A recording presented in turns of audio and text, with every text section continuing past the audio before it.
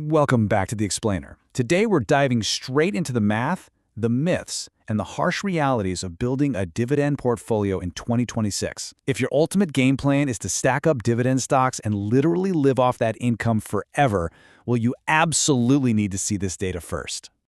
I mean, it's the ultimate passive income dream, right? Just kicking back and letting those dividend checks roll in to cover your entire life. But can you actually live off dividends forever?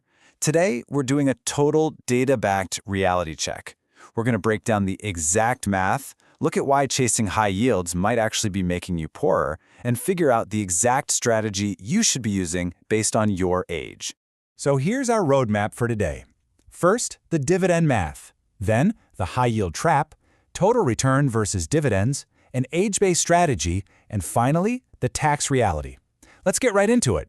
Starting off with Section 1, the dividend math, and calculating your actual passive income number. So let's figure out how to calculate your specific goal. The formula here is actually beautifully simple. You just take your desired passive income and divide it by your expected dividend yield percentage. Boom!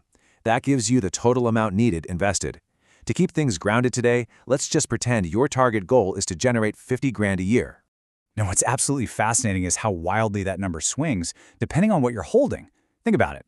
If your entire portfolio was parked in Apple stock, which yields roughly 0.39% right now, you would need a staggering $12.5 million invested just to hit that 50K a year. You basically need Apple-level wealth just to live off their dividends.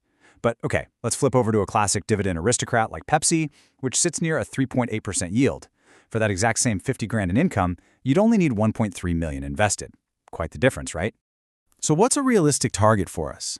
Well, if you look at a broadly balanced portfolio, a safe average yield usually hovers somewhere right between 2.5% to 3.5%.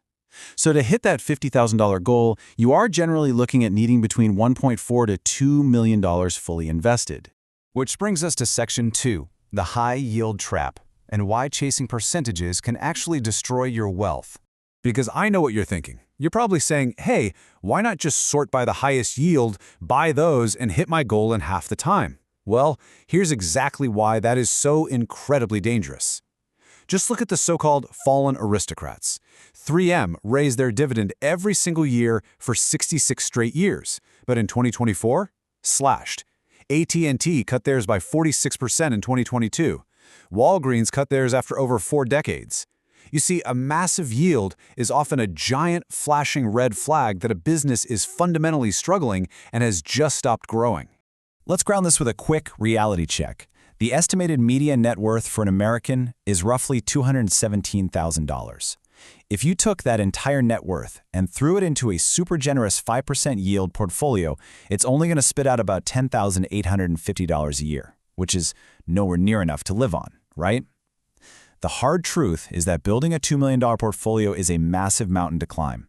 And if strictly dividend investing is your one and only strategy to get there, you might actually be holding yourself back. And that perfectly tees up Section 3, total return versus dividends, and the real opportunity cost of yield. So what exactly is the hidden cost of obsessing over yield? Well, Vanguard actually published some totally fascinating research on this exact topic. As the researcher Colleen Giaconetti points out, when you zero in on dividend stocks, your portfolio naturally gets really heavy in defensive sectors, things like consumer staples. And because of that, you end up massively underweight in the explosive high-growth sectors like tech and discretionary spending. And the back-tested math totally backs this up. If you look at a Vanguard dividend portfolio versus a standard total market blend, from 2016 to 2025, the dividend approach gave you an annual return of 9.43%, which, hey, sounds pretty great, right? But the total market blend, it hit 10.49%. Over-allocating to those safe value sectors literally cost you overall growth over the long run. And in the investing world, a 1% difference compounding over decades is a massive chunk of money left on the table. Moving right into Section 4, your age-based strategy. Let's build a timeline for both growth and income. Okay, so if pure dividend investing carries this heavy opportunity cost, what's the actual playbook here? Well, if you are under 35, your strategy should be super simple. Prioritize pure overall growth. Think about it. A 4% yield on a $10,000 portfolio is literally just $400 a year. It's nice, sure, but it totally doesn't move the needle on your life. At this stage, you need to be chasing compound interest and total return to build up a massive capital base as fast as humanly possible. But what if you're a bit further along? As we get older, the playbook naturally has to shift. In your late 30s, maybe you start sprinkling 5 to 10% of your portfolio into solid dividend ETFs like SCHD or VYM. Then, as you cruise into your 40s and 50s and retirement gets real, you can start cranking that dial up, maybe 15, 20, or even 50%, depending entirely on your personal risk tolerance. The engine of the portfolio is still growth, but now you're building this really meaningful chunk of passive income on the side. And we really need to pause for a crucial 2026 reality check here. Right now, chasing a 3% dividend yield in the stock market is highly comparable to what you can get from essentially risk-free assets. We're talking high-yield savings accounts or treasury bonds. Back in the zero-interest crazy days of 2021, dividend portfolios felt mandatory for cash flow. But today, you've got totally viable alternatives that don't require you to shoulder all that inherent stock market risk. All right, let's hit our final section, Section 5, the tax reality and keeping what you actually earn. I'm not going to lie, this might actually be the most important part of this entire explainer, because at the end of the day, it is never about what you make, it is purely about what you get to keep. Here's the magic trick. If you hold your shares for more than 60 days, the payouts become qualified dividends, which means they are taxed at capital gains rates. Get this, if your total income is under $49,450, your tax rate on those dividends is literally 0%. Zero. And even if you make up to $500,000, the tax is capped at just 15%. It's a massive advantage.